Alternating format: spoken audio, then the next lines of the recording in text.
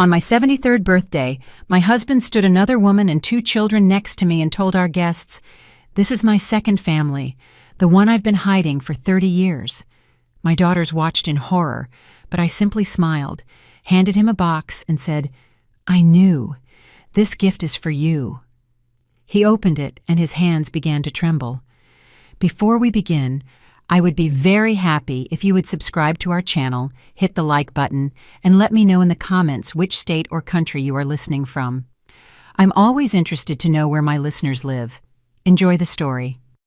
The morning of my 73rd birthday smelled of freshly brewed Ethiopian Yirgacheffe coffee and the petunias in my garden. I woke up, as always, without an alarm, exactly at 6 o'clock. The sun had just barely touched the tops of the old pecan trees. Its slanted rays drew long, shimmering lines across the floor of the screened-in porch. I love this time. The silence is still thick, untouched by the day's hustle. In these moments, it feels like you can hear the grass grow. I sat at the table that Langston built about 40 years ago and looked out at my garden. Every shrub, every flower bed, every winding path, all of it was imagined and cultivated by me. This house, this getaway home on the outskirts of Atlanta, was my unrealized concert hall. A long time ago, in another life, I was a young, highly promising architect. I had the project of my dreams laid out before me, a new performing arts center in downtown Atlanta. I was chosen, and I was given full funding. I remember the scent of the thick blueprint paper, the scratch of the graphite pencil drawing the lines of a future marvel of glass and concrete.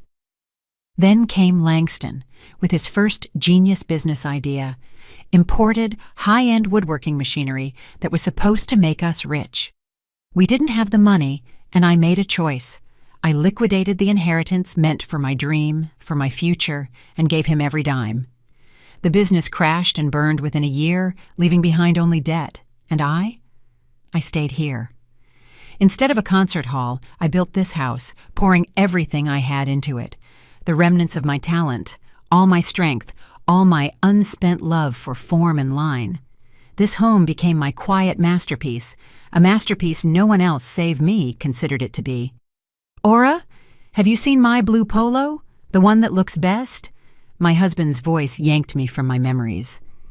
Langston stood in the doorway, already dressed in slacks, frowning, focused only on himself. Not a word about my birthday, not a single glance at the festive linen tablecloth I had taken out of the hall closet yesterday. 73 years old. 50 years together. For him, this was just another Thursday. In the top dresser drawer. "I ironed it yesterday," I replied calmly without turning around. I knew he wouldn't notice the new tablecloth or the vase of peonies I cut at dawn. He stopped noticing such things 3 decades ago. To him, I was part of the interior design, convenient, reliable, familiar, like that armchair, like this table. The foundation. He loved that word. "You are my foundation, Aura," he would sometimes say after his third snifter of cognac. He had no idea how right he was. The phone rang. My elder daughter, Zora. "Hey, Mom. Happy birthday, of course. Listen, we're stuck in dead-stop traffic heading out to the house. It's awful. Could you start setting out the food, please? We don't want to show up and nothing's ready. And keep an eye on Dad so he doesn't drink too much before we get there. You know how he is." She spoke quickly, sounding annoyed, as if my birthday were just another irksome obligation in her packed schedule. I wasn't the birthday girl, I was the catering staff for the event held in my own honor. "It's fine, Zora, don't worry, everything will be ready." I hung up. There was no chill in my chest. There hadn't been for a long time. There was only a quiet, transparent emptiness, like the air after a late summer rain. By 5 o'clock in the afternoon, the house was full of guests. Old friends, relatives, Langston's business associates. They all arrived. Everyone spoke warm words, offered flowers, and raved about my peach cobbler and my garden. I smiled, accepted congratulations, and poured sweet tea. I played my part, the role of the happy wife, mother, and mistress of this big, welcoming Southern home. a role I had written and rehearsed for half a century. Langston was in his element. He moved from group to group, patting men on the back, offering compliments to the ladies. He was the center of this world, the man in charge. He spoke of his successes at work, the lucrative deal he was about to close. He'd say, "My house, my trees," and no one contradicted him. No one knew that this house, just like our condo in Buckhead and all our savings, had been registered only in my name, at the insistence of my wise father. It was my quiet, invisible fortress, my final bastion. My younger daughter, Anise, arrived. She was the only one who hugged me, not just for appearances, but truly tight. She looked into my eyes and quietly asked, "Mom, are you okay?" "I'm fine, sweet pea," I smiled. She nodded, but her gaze held a trace of anxiety. Anise always felt more than the others. For a long time, she had looked at her father with a quiet, cold disapproval that he, in his self-absorption, simply failed to notice. Then, the moment I had been waiting for, and dreading, for a whole year, finally came. Langston took a glass of champagne and tapped it with a knife, calling for silence. The guests fell silent, anticipating a toast. He stood in the center of the lawn, tall, still handsome at 75, with graying temples and the posture of a man convinced of his right to everything. "Friends, family," he began loudly, with a theatrical pause. "Today, we celebrate the birthday of my dear Aura, my rock, my faithful companion." He looked at me, and in his eyes I saw nothing but self-satisfaction. "But today, I want to do more than just wish her well. I want to finally be honest with all of you, with myself and with her." The guests exchanged glances. I stood motionless, feeling dozens of curious eyes on me. Anise was frozen beside me. Her hand found mine. "Friends," Langston continued, his voice trembling with poorly concealed triumph. "For 30 years I have lived 2 lives, and today I want to make things right." He gave a signal to someone standing near the gate. A woman in her early 50s emerged into the circle of light, well-kept, with a hard, appraising look. I recognized her. Renata. She had once been my subordinate at the architectural firm. Behind her stood 2 young people, a boy and a girl, with equally confused and defiant faces. Langston walked over to them, put an arm around Renata's shoulders, and led her right up to me. "Aura has been such a stable foundation," he said, looking over my head at the guests. "So stable that, as it turns out, I could build not just 1, but 2 houses on it. This foundation has supported all of us. So please, welcome my true love, Renata, and our children, Keon and Olivia. It's time for all my successes to be shared by my whole family." He said this and physically positioned Renata next to me, so close I could smell her sharp perfume. He placed her as if for a family portrait. My elder daughter, Zora, gasped. Anise squeezed my hand until my knuckles turned white. Laughter and conversation froze mid-sentence. A ringing, unbelievable silence settled over the lawn. In that moment, I didn't feel the ground vanish beneath my feet or my heart shatter. No, I felt something else, something very calm and final. A cold, distinct click. It was like the key in a heavy, rusted lock, which had resisted for so long, finally turned, and the massive steel door closed forever. And then it came.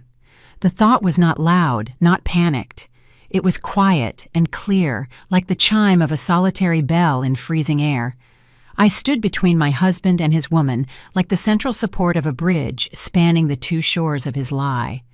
The world around us was paused. I saw our neighbor, Marie, with a cocktail glass frozen halfway to her lips. I saw my son-in-law, Zora's husband, turn pale and instinctively take a step back, as if afraid of being hit by the wreckage of a collapsing life.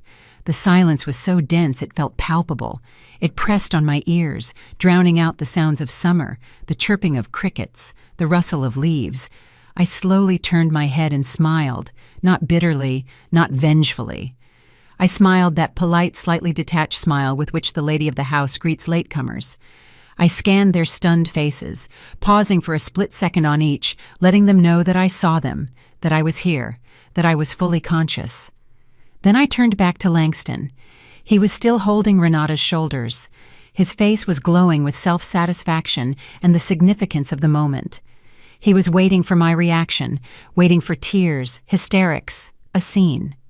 He was prepared to be the magnanimous victor calming the losing party. I walked over to the small patio table where my gift for him lay, a single box tied with a dark navy silk ribbon.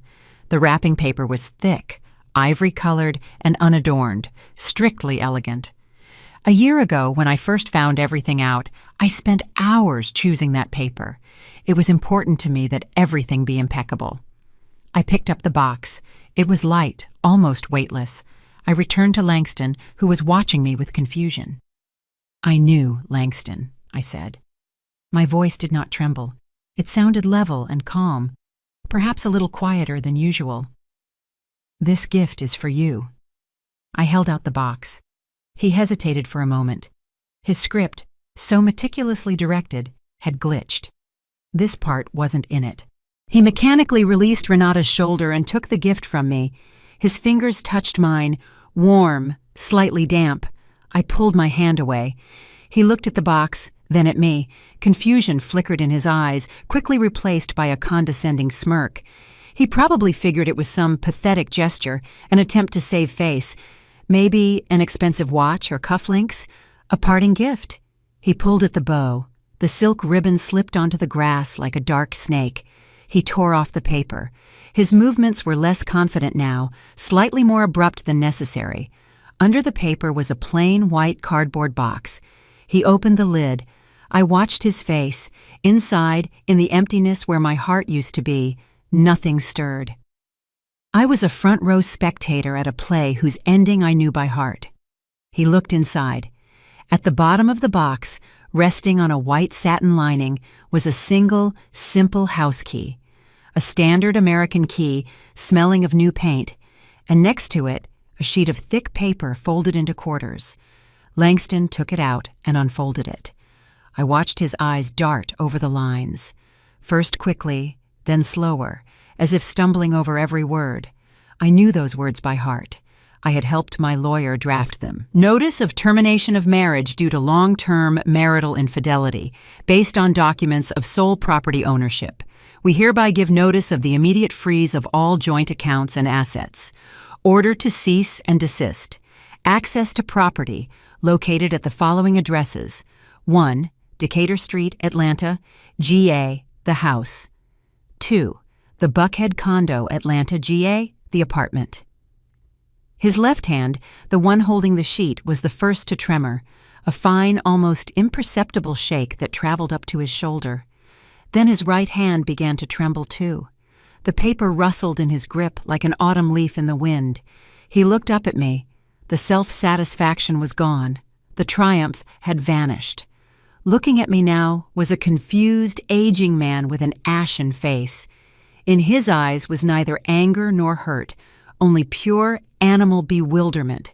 It was as if he had been walking on solid, reliable ground his whole life, and suddenly it opened up beneath his feet into a chasm.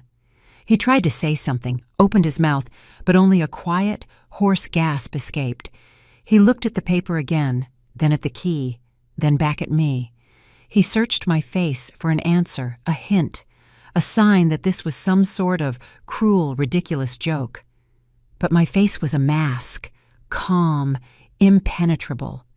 I had spent 50 years learning to conceal my true feelings, 50 years building this facade, this foundation, as he liked to call it.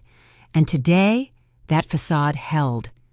Behind it, there was nothing, no pain, no love, no pity, only cold, ringing freedom. Renata, standing beside him, understood nothing. She looked nervously at Langston's changing face. "Langston, what is it? What is that?" she whispered, trying to peer at the document. He didn't answer.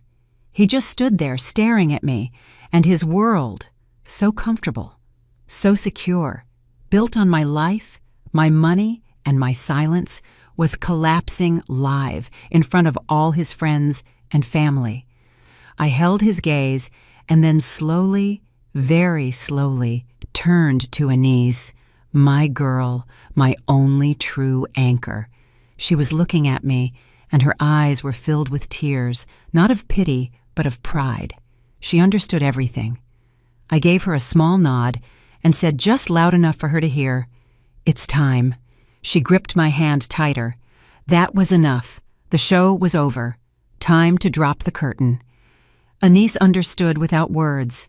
Her fingers on my forearm became hard as steel. She nodded, and without planning it, we turned and walked toward the house. We didn't run. We walked steadily, with dignity, away from the scene frozen on the lawn. Guests parted before us like water before an icebreaker, avoiding our eyes, mumbling under their breath. I felt their gazes on my back, a mix of shock, pity, and let's face it, malicious curiosity. Langston remained standing in the center, the white sheet trembling in his hands, next to the woman for whom he had orchestrated this grand reveal, a reveal that had gone wildly off his script. He shouted something after us, my name, I think, but the sound of his voice drowned in the thick, viscous silence that had fallen over my garden. He had no power over me anymore. Even his voice was alien. We entered the house. I stopped in the living room and, turning toward the door leading to the porch, said loudly enough to be heard outside, "Dear friends, thank you all for coming to share this day with me. Unfortunately, the celebration is over. Please feel free to finish the cobbler and have a drink. All the best." That was all. A simple, polite announcement. No explanations, no drama. A quiet, hasty exodus began. I heard muffled voices, hurried steps on the gravel, the sound of car engines starting. No one came in to say goodbye. No one dared to look me in the eye. 10 minutes later, all that remained in the garden were abandoned plates, half-empty glasses, and trampled flowers on the lawn. I saw Langston, finally snapping out of it, grab Renata's arm and drag her toward the gate. His movements were jerky, angry. He practically hauled her and her confused children behind him, stumbling, looking back at the house with an expression of pure animal rage on his face. He was no longer the master of the house. He was an outcast. When the last car drove away and the evening silence returned to the neighborhood, Anise came and hugged me.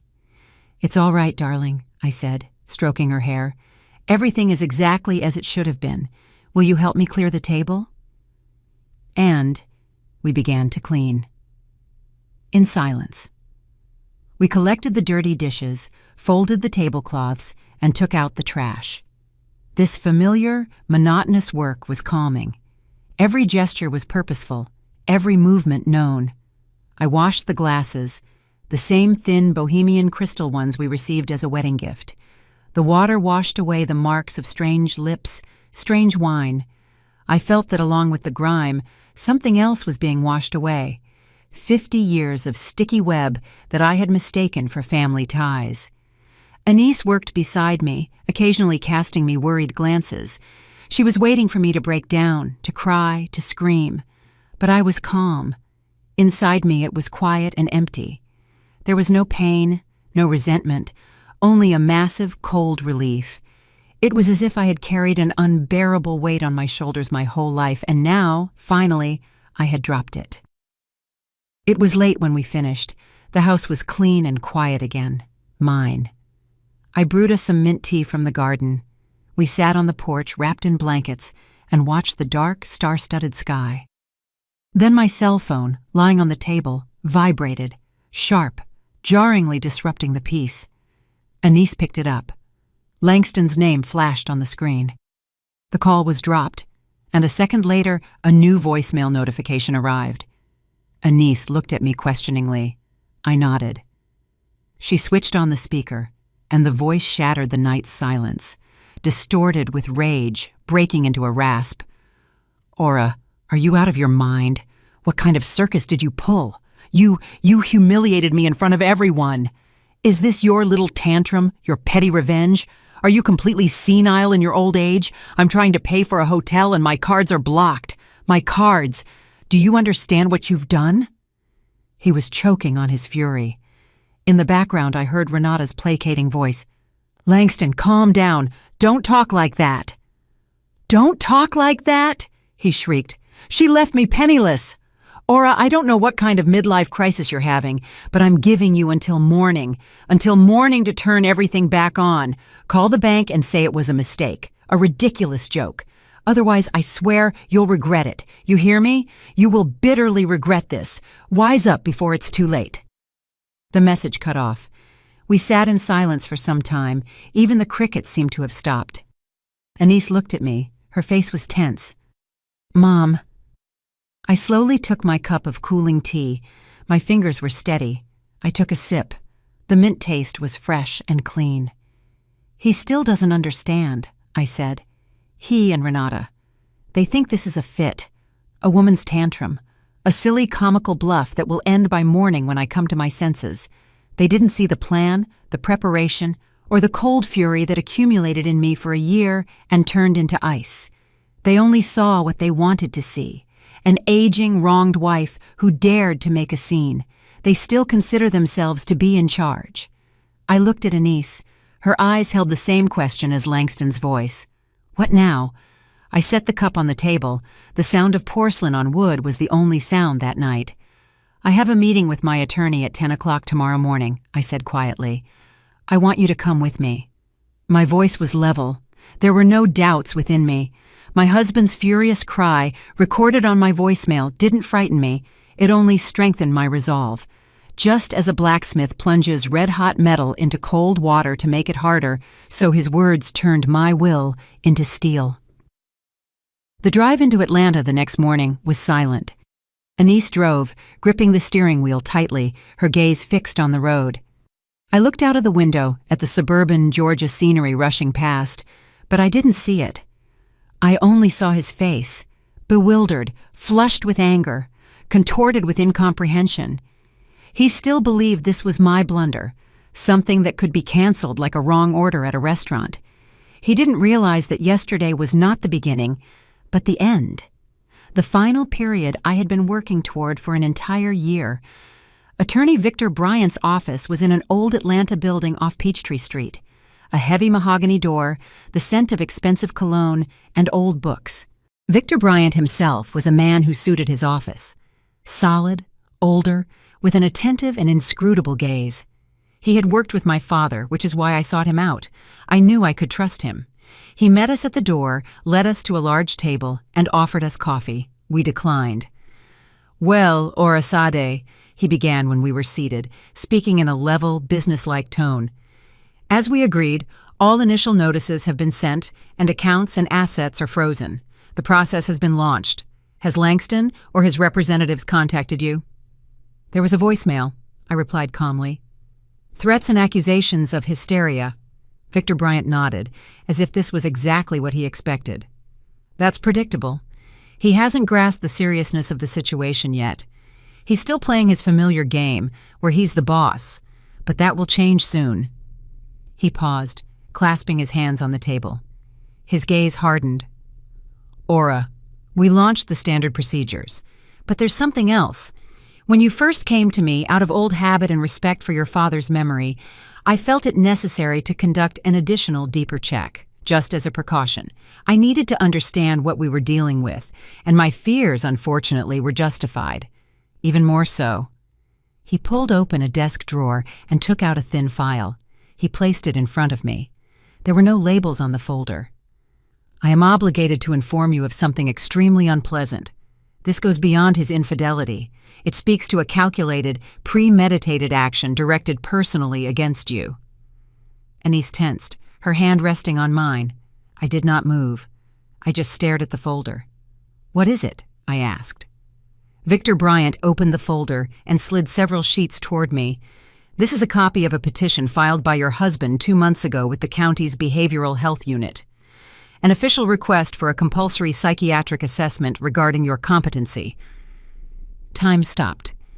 I heard Anise gasp beside me, but I simply stared at the document. An official form, typewritten text, and below, Langston's sprawling, familiar signature. "This is the first legal step. the attorney's dispassionate voice continued, sounding as if from a distance. Required to have a person declared incompetent and to obtain guardianship over them, and consequently, full authority to manage all of their assets. I picked up the top sheet. It was a list of so-called symptoms my husband had allegedly observed. I began to read. Frequently misplaces personal items, cannot recall where she placed her glasses, keys, or documents, which suggests a progressive loss of short-term memory. I remembered searching for my reading glasses a week ago, only to find them on top of my head. Anise and I had laughed about it. Exhibits disorientation in daily life, confuses basic pantry items such as salt and sugar, which may pose a danger to herself and others. I had once, distracted, put salt in the sugar bowl. I noticed it a minute later and fixed it. Langston had joked, "Working too hard, Mom." He wasn't joking. He was collecting. Shows signs of social isolation and apathy, refuses to meet friends, spends long periods alone in the garden, and converses with plants, which may indicate a detachment from reality. My garden, my only sanctuary, my quiet hours among the peonies and roses when I could breathe. He had turned even this into a symptom of illness, a weapon against me. I read on.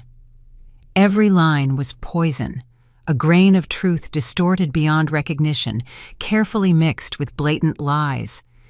Every innocent gesture, every moment of fatigue, every instance of age-related forgetfulness, all of it was inverted and presented as evidence of my insanity.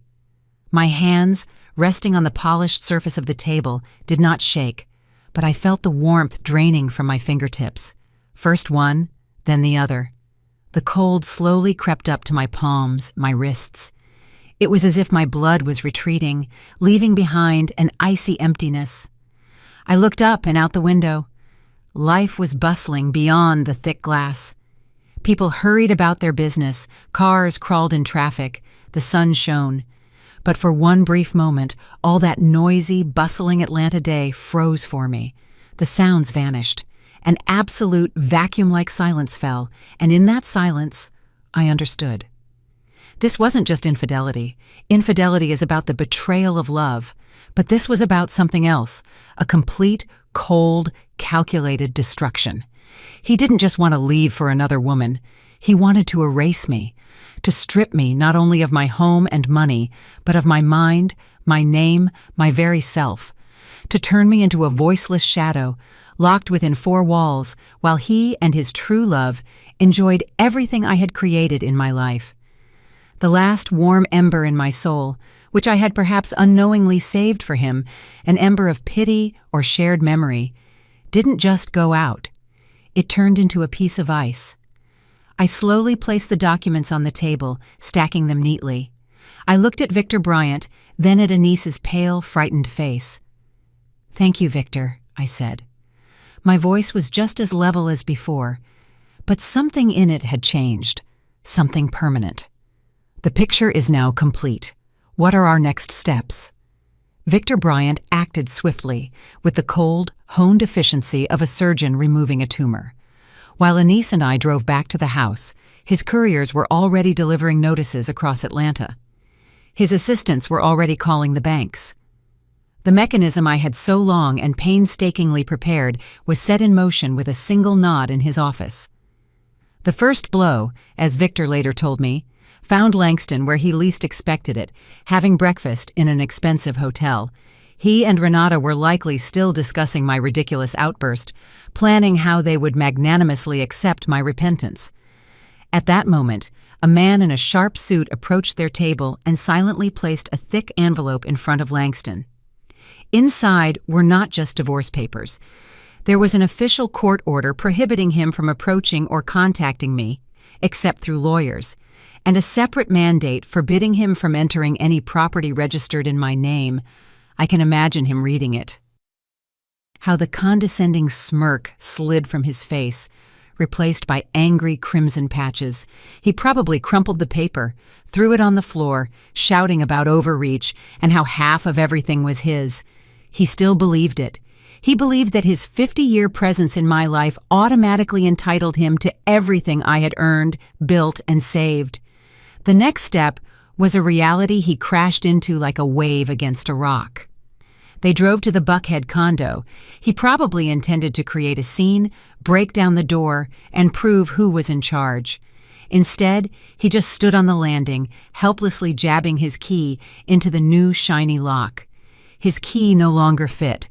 He could ring, knock, or shout. The door remained silent. That door, which I had chosen 30 years ago, upholstered in dark leather, was now alien to him, an insurmountable barrier.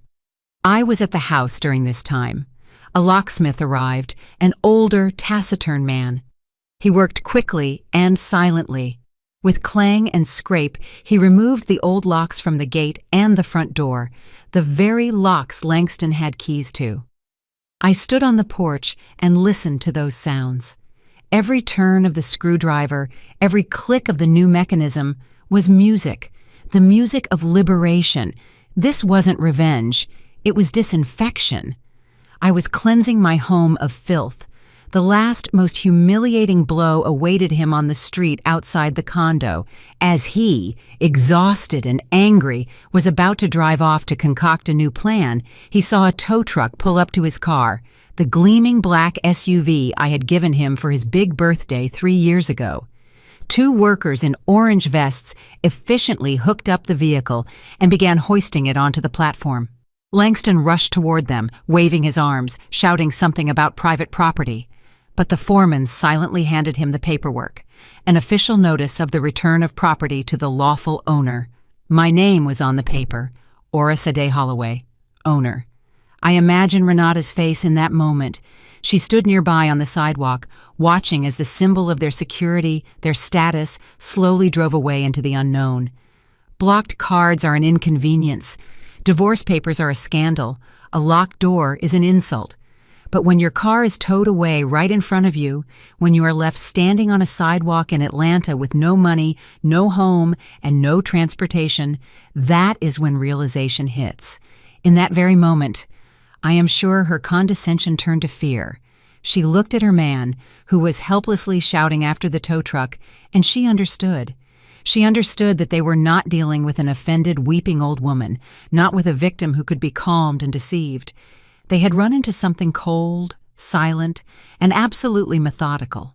A quiet executioner who did not shout or threaten, but simply, step by step, severed everything that connected them to their familiar world. The panic, I assume, came later that evening. That sticky animal panic of a person who suddenly realizes they have nothing. They were probably sitting somewhere in a cheap, rented room at a distant relative's place, and Langston was still raging, promising to sue everyone, to punish, to put things right. And she, more pragmatic, smarter, was just sitting there, putting 2 and 2 together. The house is hers, the condo is hers, the accounts are hers, the car is hers. Everything they were used to, everything they considered theirs by right, turned out to be a mirage, dust. They had built their lives for 30 years on her foundation, never bothering to check who that foundation belonged to. Their shouting was probably heard by the neighbors, his full of rage and powerlessness, hers full of fear and accusation. "You said everything was under control. You promised she couldn't do anything."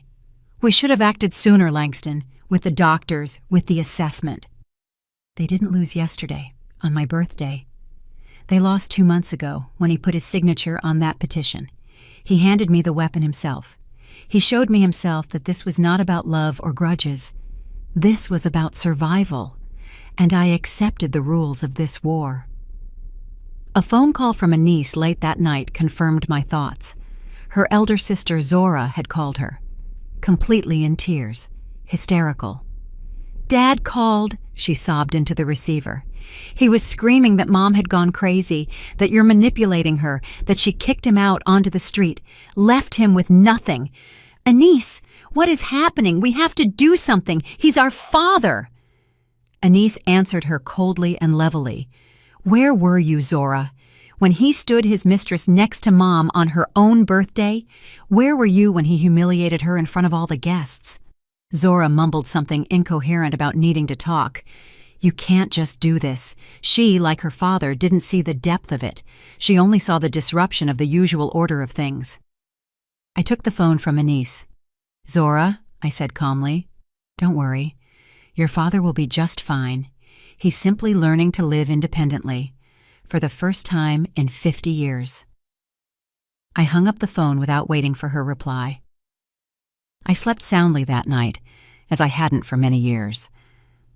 I knew this wasn't over. I knew their panic would soon transition into a new stage, desperation. And a desperate person is capable of anything. I knew they would come. They would try to breach the defenses. They would fight one last, dirtiest battle. And I was ready for it. I was ready, but I wasn't going to sit in a siege. The life I was reclaiming for myself wasn't meant to be spent locked behind doors in fear. On the third day after the visit to the attorney, I decided I needed to drive to the little market near the commuter station. I was out of fresh bread and milk. Anise offered to go herself, but I gently refused. This was my city, my life, and I wasn't going to hide anymore.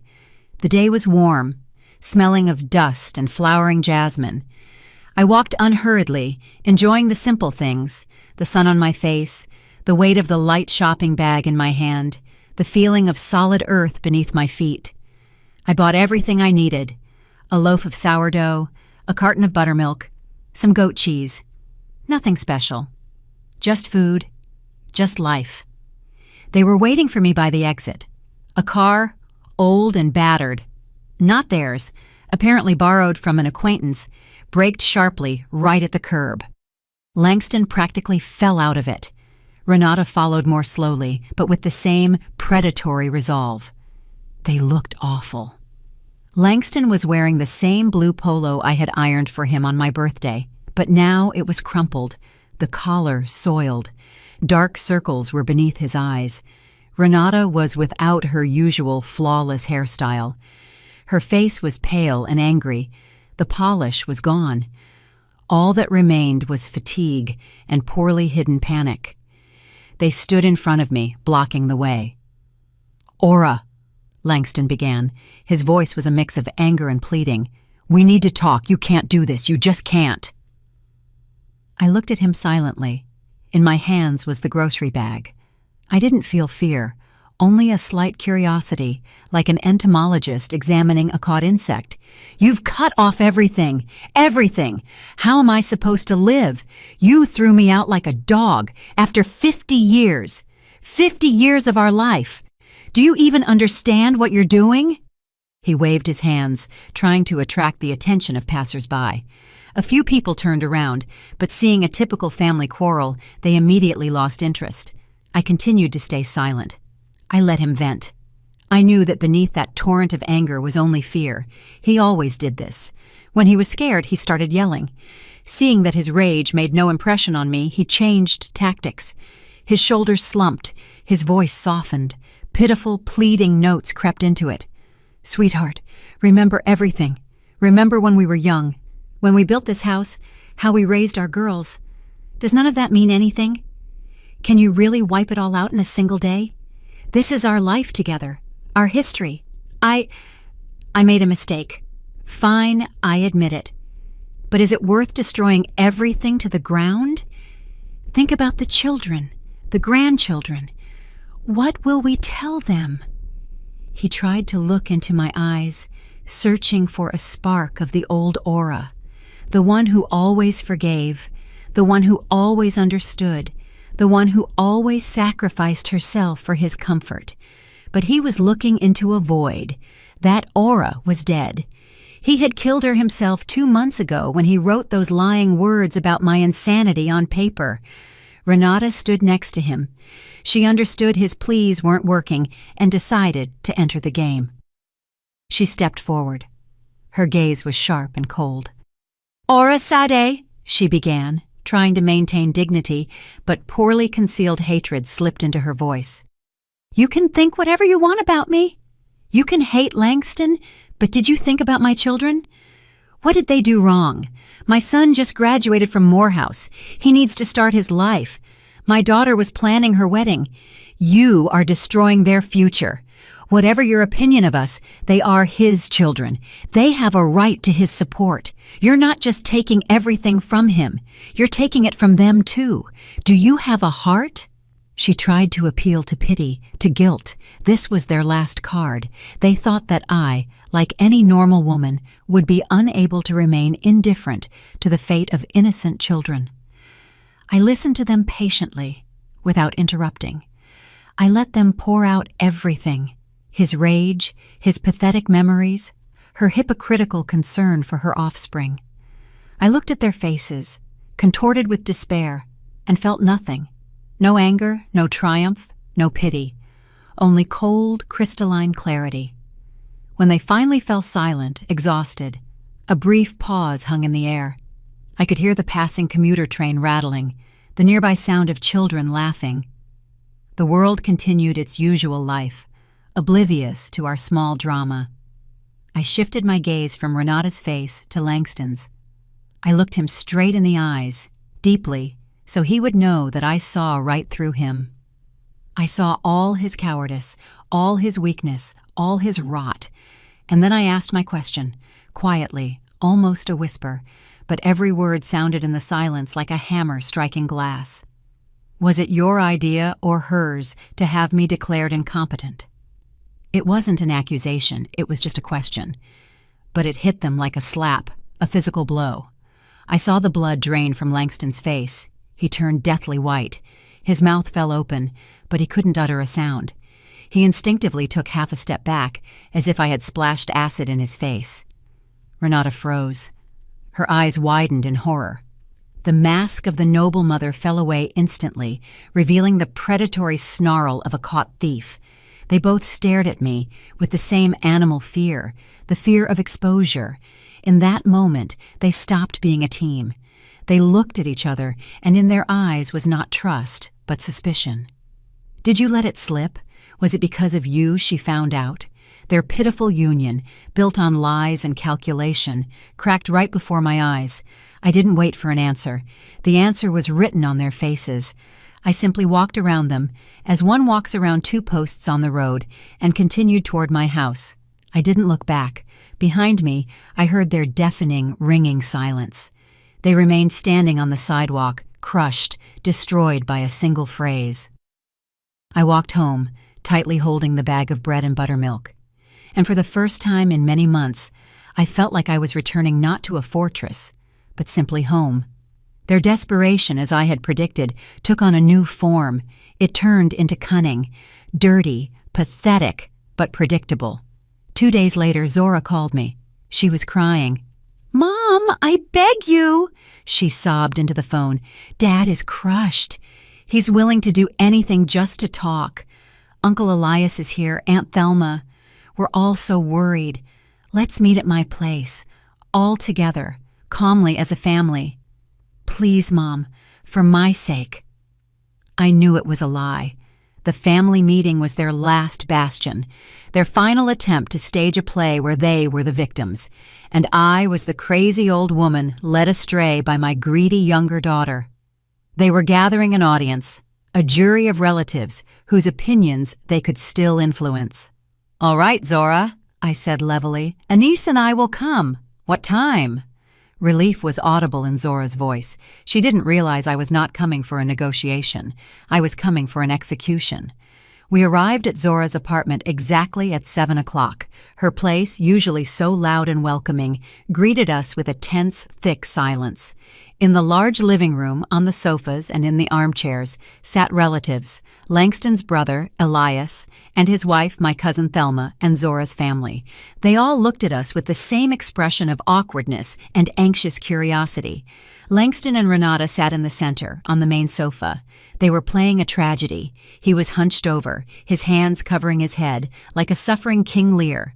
She was next to him, with reddened eyes and a mournful expression, occasionally stroking his shoulder sympathetically. They had already worked the room, telling their version. Now it was my turn. Anise and I sat in the armchairs opposite them. I silently placed my handbag on the floor. Langston started. He lifted his head, and I had to credit his acting talent. Genuine pain rang in his voice. "Aura family, I gathered you all because a tragedy is unfolding." He spoke slowly, struggling to find the words. "A terrible tragedy with my wife, with our mother.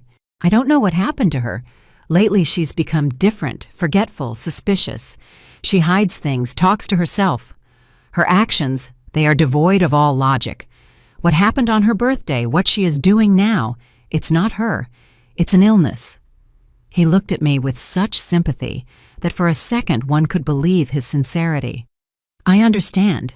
It's a shock," Renata chimed in with a quiet, trembling voice. "Langston and I didn't want to believe it ourselves. We tried to help, but she won't listen to anyone. Her paranoia is growing every day. And worst of all," she paused, casting a quick, venomous glance at my younger daughter. "Anise is taking advantage of this. She is turning her mother against everyone, against her father, against her sister. She is manipulating her to seize all the assets. This account frees, the lock changes. Aura Sade herself would never have thought of this. It's all Anise. She has isolated her mother and is now doing whatever she wants with her. We are afraid for her. We just want to help her before it's too late." She finished and leaned against Langston's shoulder, feigning complete helplessness. Silence hung in the room. Everyone looked at Anise and me. Aunt Thelma stared with open pity. Langston's brother Elias frowned, clearly bewildered. Zora looked at the floor, ashamed. They were waiting for our reaction, waiting for excuses, tears, screams. I remained silent. I just looked at Anise, and Anise understood my look. She didn't raise her voice. She didn't argue.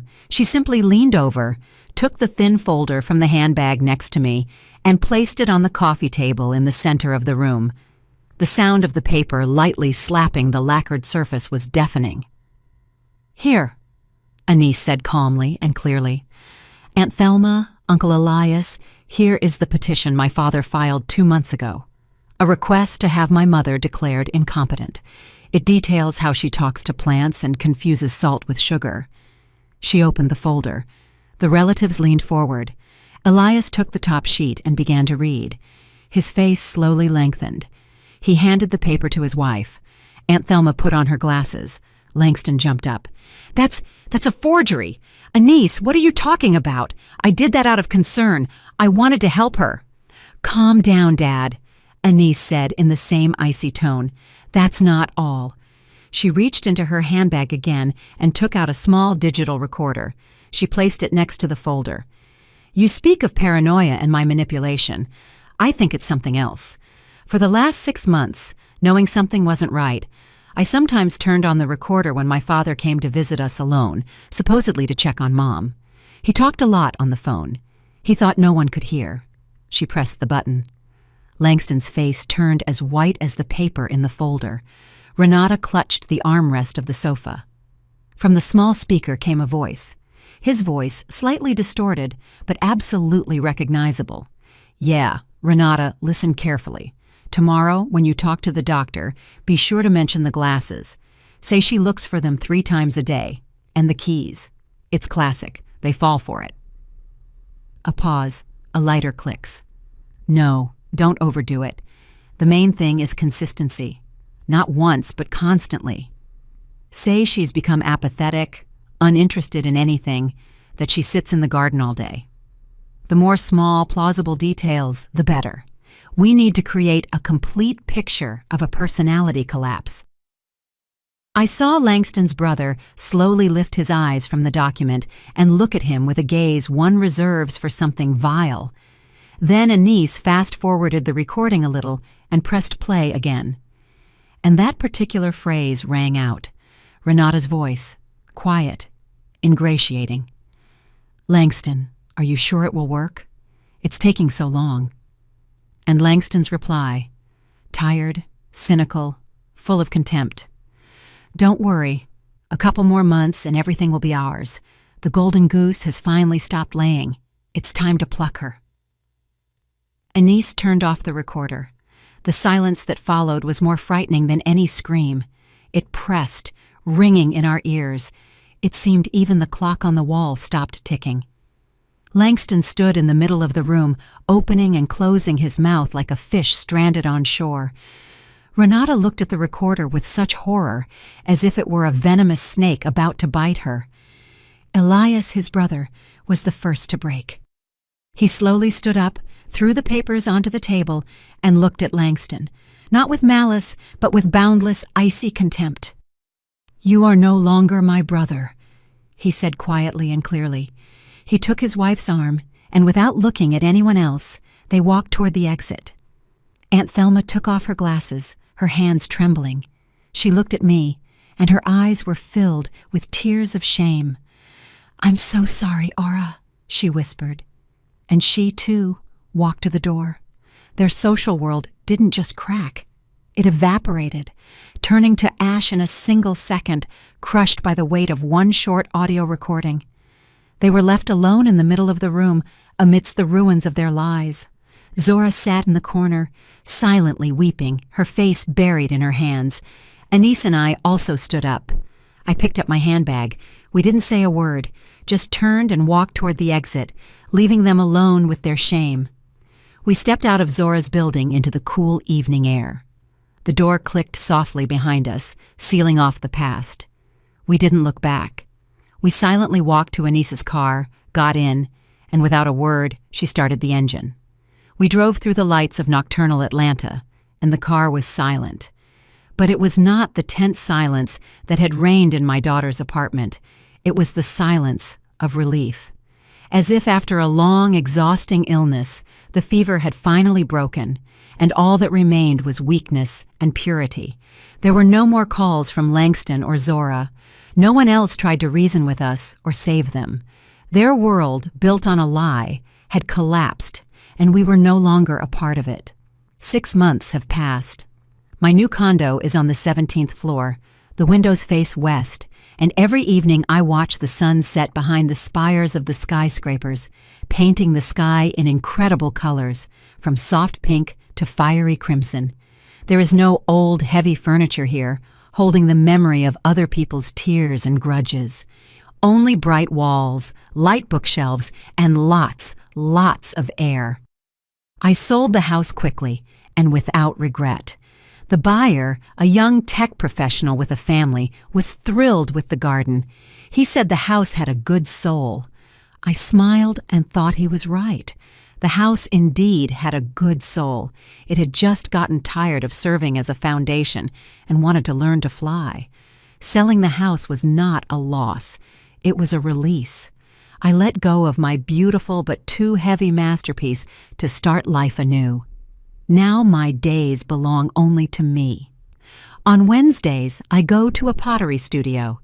I love the feel of the cool, pliable clay in my hands. I don't try to create something perfect. I just allow the form to be born on its own. The wheel spins, the clay obeys my fingers, and from a shapeless lump, a cup or a vase emerges. Or just some whimsical figurine. There is something healing in this process. You take dust, earth, and create something new, something whole from it. Recently, I went to Symphony Hall in Midtown. I listened to the Second Concerto by Rachmaninoff. I sat in a velvet seat in the dim hall, and when the first powerful chords of the piano flowed out, I closed my eyes. I once dreamed of building halls like this, designing spaces where the miracle of music is born. That life didn't happen, but now, listening to this genius music, I felt no bitterness of loss. I felt gratitude, because I was finally sitting in that hall not as an architect, not as someone's wife or mother. I was simply a listener, a part of that miracle. And that was enough, more than enough. Anise and I see each other often. She stops by after work. We drink green jasmine tea and talk not about the past, but about the books we've read, the movies we've watched, the funny incident that happened to her on the MARTA train. Her face is no longer clouded with worry for me. She is calm. She sees that I am fine. One day, she brought me a small gardenia seedling in a pot. "So you can have your little garden here too," she said. Now it sits on my windowsill, and its white, porcelain-like flowers fill the room with a subtle, sweet aroma. Sometimes, very rarely, I hear snippets of rumors about that other life, that Langston is living somewhere in a rented house out toward the Cape, that Renata left him and took the children, that he tries to borrow money from old acquaintances, but no one gives him any. I listen without gloating, without interest, with the same detached feeling one has when reading a newspaper about events in a distant foreign country. Those people have no relationship to me anymore. They are characters from a book I have closed and placed on the farthest shelf. Revenge is too strong an emotion. It burns you from the inside, and I don't want to burn anymore. I just want to live. This morning, I woke up, as always, early. The sun was just rising, and its rays flooded my room with golden light. I brewed myself some coffee, stepped onto the balcony, and watched the city wake up. Below, the first cars hummed. Tiny figures of people hurried somewhere, each with their own life, their own story. For 50 years, I was the foundation, reliable, strong, unseen. Others built their lives on me. Their walls, their roofs stood on me. I took on all the weight, all the blows, all the storms. I thought that was my purpose, but I was wrong. A foundation is only part of the building, and I am the whole building, with my own floors, with my own windows facing the sun, with my own roof over my head. A building I have finally started to construct for myself. I took a sip of hot, aromatic coffee. The air smelled of freshness and a new day. There were no plans ahead, no obligations, no debt. There was only silence. And in that silence, I finally heard myself. At 73, my life has just begun. Thank you for staying with me until the very end. If this story touched you, please hit the like button and write in the comments which moment you remember the most. Subscribe to the channel so you don't miss new stories. Be well and live authentically. Did you like the story? And which city are you listening from? Let's meet in the comments. If you liked the story, you can support me by sending a super thanks so I can keep bringing more stories like this. Thank you so much for your sweet support. I'm looking forward to your comments on the story. On the screen, you can see 2 new life stories that I highly recommend. There's so much more on my channel. Don't forget to subscribe. See you in the next life story with love and respect.